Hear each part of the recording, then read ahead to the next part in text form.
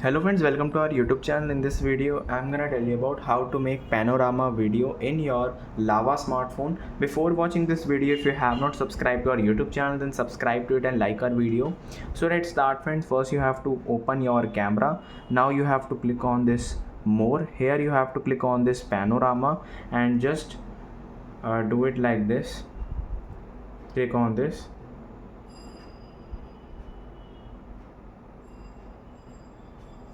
Tap on this.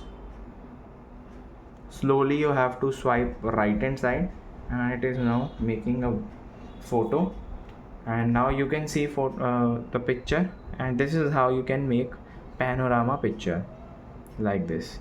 I hope you like this video. If you like this video, then subscribe to our YouTube channel for more helpful tips and tricks videos. See you next time.